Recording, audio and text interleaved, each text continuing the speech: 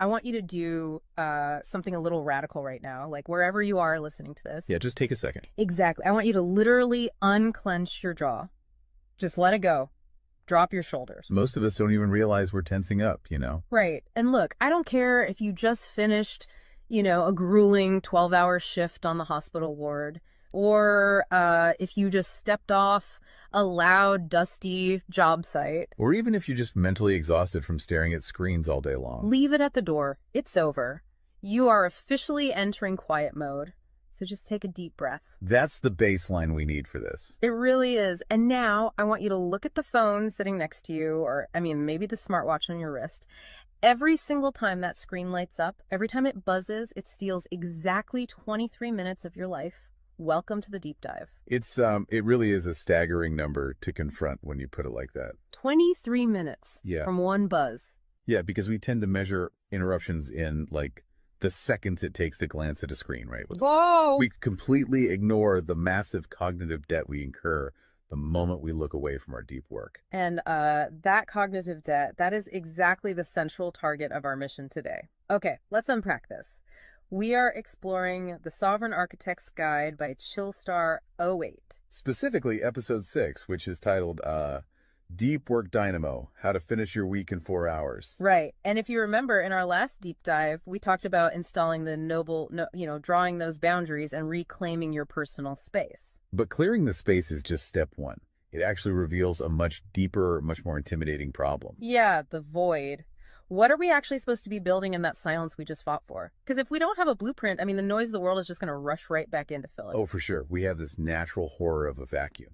The second our schedule opens up even slightly, our instinct is to pack it with activity. We just have to be doing something constantly. Exactly. We are culturally conditioned to equate motion with progress. Yeah.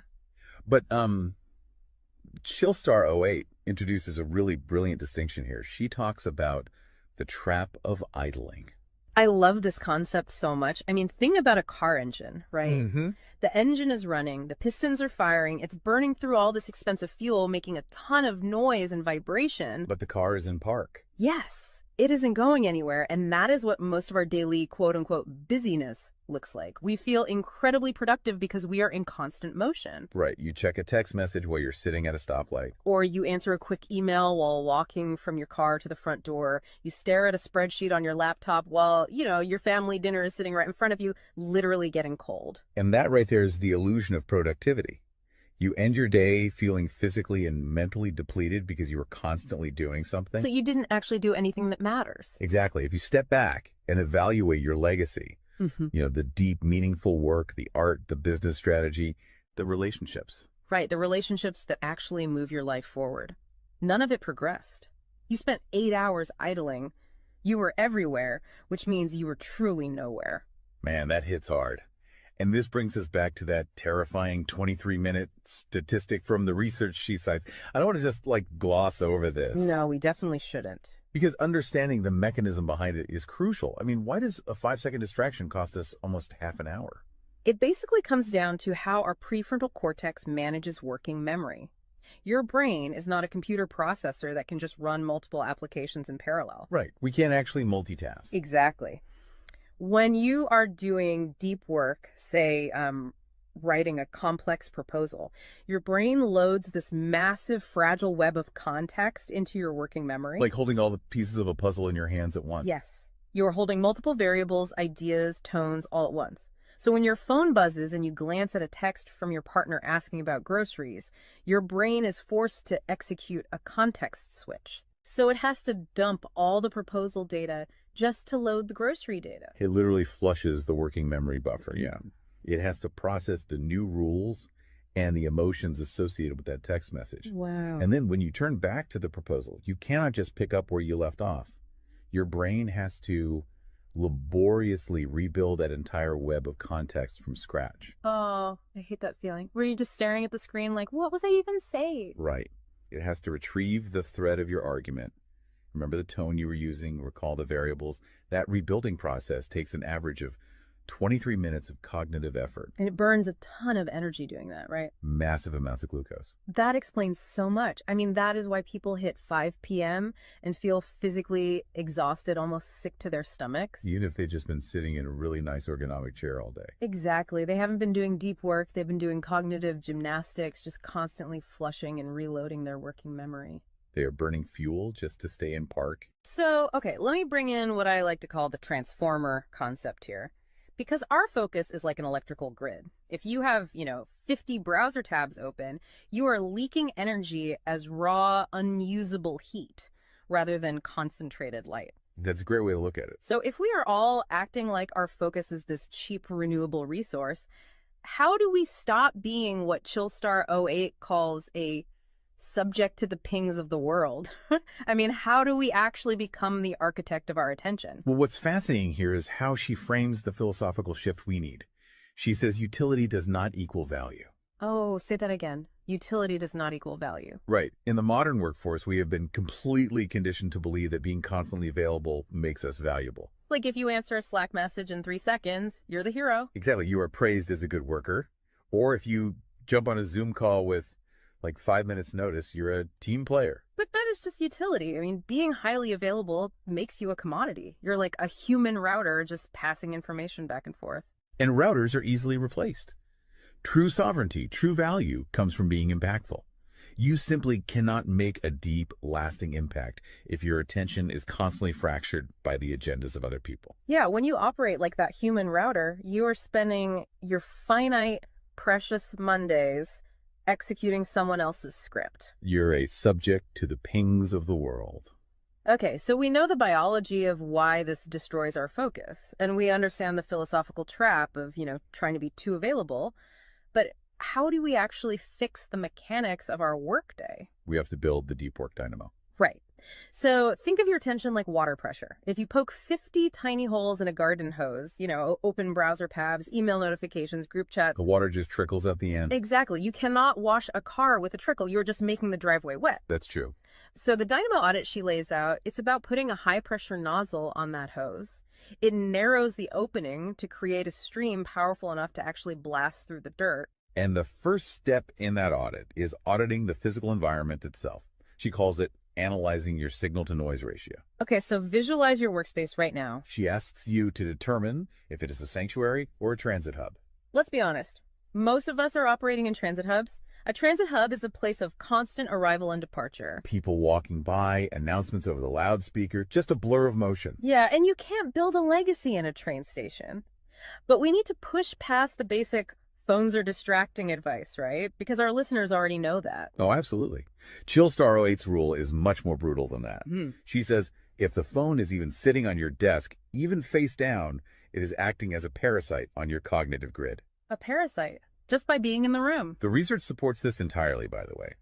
The mere presence of a smartphone in your visual field, even if it is completely powered off, measurably reduces your cognitive capacity. Because your brain is having to actively expend energy to ignore it, right? Exactly. It is running a background process that just keeps saying, don't check the phone, don't check the phone. That is energy being actively stolen from your primary task. So sovereignty literally begins the moment you physically remove the device from the room, put it in a drawer down the hall. Close the door. Make the physical environment quiet. But okay, let's say you've done that. That doesn't stop your own brain from creating internal noise, right? Like trying to juggle 5 projects at once. How do we fix the internal wiring? That brings us to the second pillar of the audit, which is the batch wiring rule. This directly addresses the danger of switching fatigue, which we touched on with that 23-minute penalty. Right, the cognitive glucose burn. Yeah. When we attempt to multitask, like writing a creative brief, then pausing to check inventory levels, then answering 3 customer service emails. And then trying to go back to the brief. Right. We are grinding our mental gears to dust. We are switching between entirely different cognitive states. Because creative writing uses a completely different part of the brain than calculating inventory, obviously. They require entirely different operating frequencies. So the batch wiring rule dictates that you must group similar tasks together based on their cognitive load. Okay. And you do not switch the current until that specific type of work is completely done. You do all your deep analytical thinking in one high voltage And burst. then you save all your reactive administrative stuff for a separate lower voltage block later in the day. Precisely. It's all about staying in one gear. Like if you are driving up a really steep hill, you don't constantly shift between first gear and fifth gear. You lock into the gear that provides the right torque and you just ride it out. That's a perfect analogy. But okay, here's where it gets really interesting. This leads to the third pillar of the audit, and this is where I actually need to seriously push back on the source material a bit. She calls this the zero access window. Ah, yes. This is usually where the resistance starts for people. Because it sounds impossible for a normal person. She says you cannot just plan to be focused, right? You have to legally schedule it. You have to lock in one sovereign hour. Yeah, 1 hour where you are legally dead to the outside world. No boss, no family, no, hey, do you have a second for a quick question? Just you and the blueprint. It's extreme, yes. But let's do a reality check here. I mean, I see how that works for a solo digital entrepreneur or a freelance writer. But what about someone whose literal job description is to be available? Right, like an IT support specialist. Or a floor manager or a nurse on a ward or even, a parent at home with a toddler. How do they justify just vanishing? It feels like this advice only applies to a very specific, privileged type of worker. That is the most common and, frankly, the most valid hurdle to this entire system. But we really have to look at how the principle scales, and we have to look at the internal psychology of the worker. Okay, walk me through that. First, let's address the context of Chillstar '08's own life. She is not some solitary monk living on a mountain. She is a wife, a mother, and a grandmother. Oh, wow. Okay. Yeah, and she runs a luxury travel agency and a digital marketing business. Her entire professional and personal life is built around communication and client management. She probably receives hundreds of legitimate demands on her attention every single day. So she is really in the thick of it. She isn't just speaking from some ivory tower. Far from it. She implements the zero access window because of those demands, not in spite of them.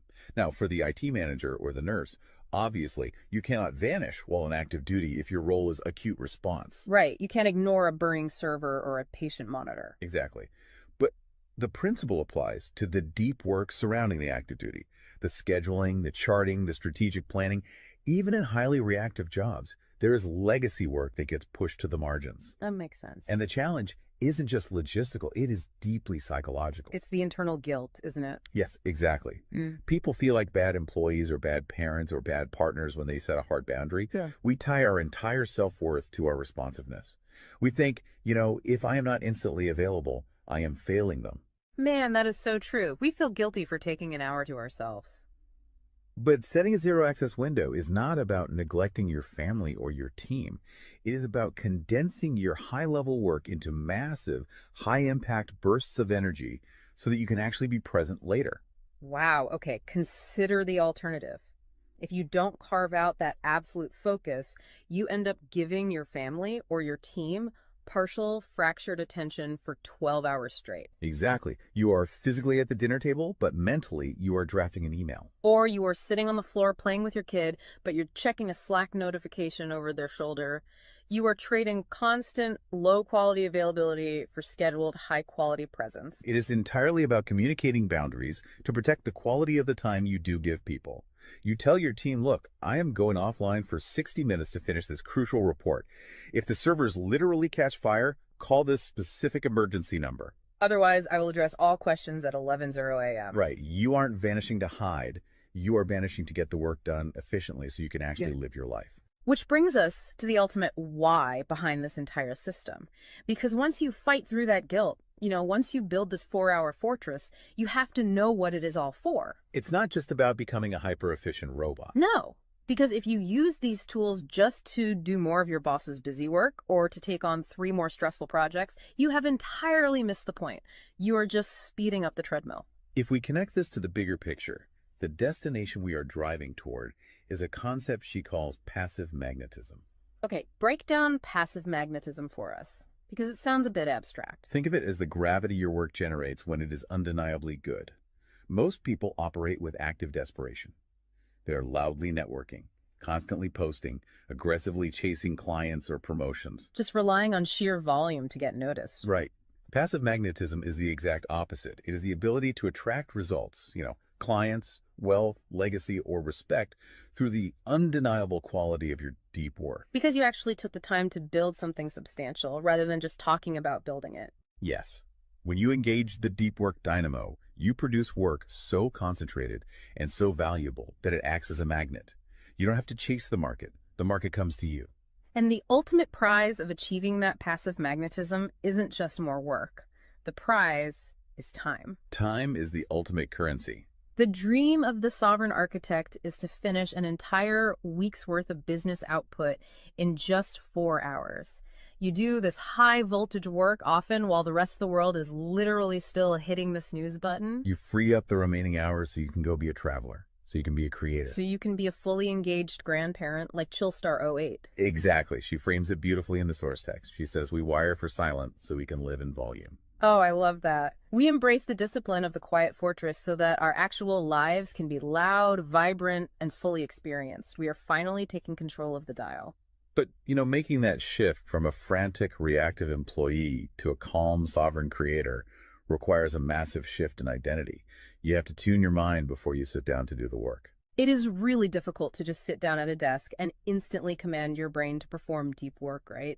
Especially if you've spent the last hour navigating traffic and listening to the news. You need a transition ritual to cross that threshold. And Chillstar '08 provides something for this transition called the Chillstar's Creed.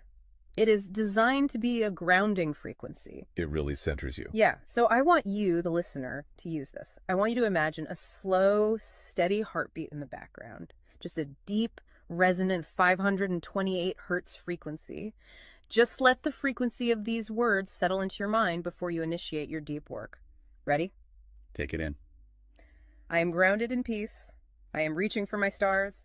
My light is my own. I am a star and I will shine bright. I will reach for the sky. I release what was. I embrace what is becoming. Using a creed like that is just such a powerful behavioral trigger. It really shifts your state. When you speak those words, even just internally, you are consciously reminding yourself that your light, your focus, your energy is your own. It does not belong to your inbox. This does not belong to the algorithm. Right. You are releasing the frantic energy of the morning and embracing the sovereign focus of the architect. So we always want to translate this high-level theory into ground-level reality for you. We don't want you to just listen to this and go right back to idling. Definitely not. Here's your 1% install. This is your micro-win to take action on this deep dive immediately. Tomorrow morning, before the world starts demanding your attention, before you check a single news site or open your email, I want you to set a timer for exactly 60 minutes. Put your phone in another room entirely. Yes, physical distance. Do not open any extra browser tabs. Pick one legacy task, just one, and flip the switch on your very first sovereign hour. And be prepared for it to feel incredibly uncomfortable at first. Your brain will crave the dopamine hit of a notification. Oh, you will feel an almost physical itch to check your messages. But if you can sit in that silence, if you can endure that initial friction, you will watch the dynamo start to spin. You will enter that flow state, and the old blueprints of hustling and grinding will be completely burned away. And look, if you want the actual templates to automate this piece, the specific tools and step-by-step guides to build the system out completely and protect your location-independent freedom, you can join the Sovereign Fortress on the Chillstar '08 school community. All the blueprints are there waiting for you. They really are. As we wrap up this deep dive, I want to leave you with one final thought to explore on your own. We have spent this entire session talking about the mechanics of work. We've talked about condensing your week's output into just 4 hours of pure, undistracted focus. But if you actually achieve that, you're going to be faced with a beautiful, kind of terrifying question. What's that? Who are you going to become in the remaining 164 hours of your week? What if your true legacy has absolutely nothing to do with what you produce while you are busy, but entirely to do with who you are when you are finally completely silent? Wow. Unclench that jaw. Drop those shoulders. Step into the quiet. Go be great and flip the switch. We'll see you on the next deep dive.